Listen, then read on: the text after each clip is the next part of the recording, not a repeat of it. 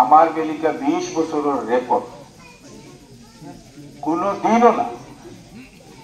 কোনদিনও আমার খবর হয়েছিল যে আমি খাম করি আর কি খাম করি। এর বাদে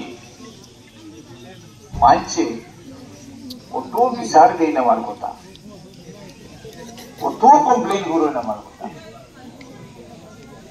ওই একদিন এক মানছে হয়েছে আপনারা দিলে আপনি তো কোনো খবরও করুন না, কইলা ভাই দরকার পড়ে না।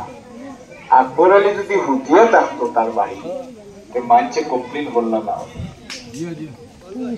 আকবর আলী যে খাম করে তার প্রমাণ দিল মানছে কমপ্লেন করো, তার মানে দিয়া কাম করে তোর ভালো লাগে, তোর খারাপ লাগে, খারাপ করতে বলে ফোন করে তোমার আকবর আলী ওটা করতে। এ যদি বাড়ি থেকে বাড়িয়ে এগুলো যায় না, খাম করে না, এদিকে কমপ্লেন করে গেল। গতিকে কমপ্লেনটাকে আমি বুঝি যে আমার আকবর আলী বাড়ি বুঝা থাকে না।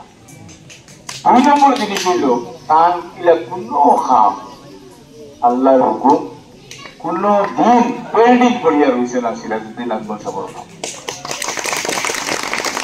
আমি তো একজন আছি উপরে, আমার চলে আরো 5-6 জন আছেন, কেউ চিনে না এমএলএ কাম করবেন। আমি এবার অতকাল হইতাম পারবো কোন গাঁওর কোন জায়গার কালবাট মাঝখানো বাঙ্গিছে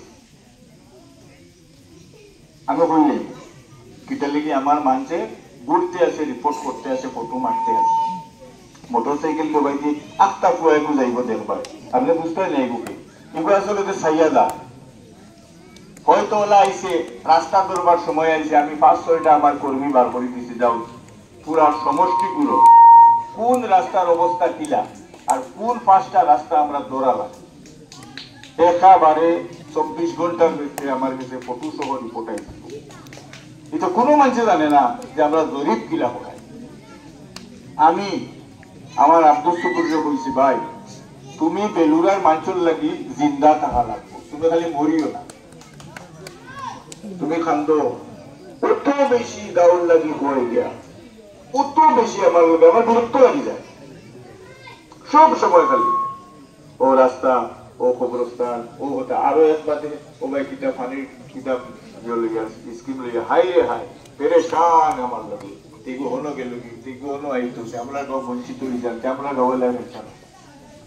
ও আমি কইছি আমারে বলছে ভাই আমি গাঁওর লাগি যতক্ষণ তোমাদের লোকে মায়ের করি গাঁওয়ালায় আমার অতক্ষণ মায়া করি না। একদিন কইছে দুঃখে আমি আল্লাহ জানোই আপরকে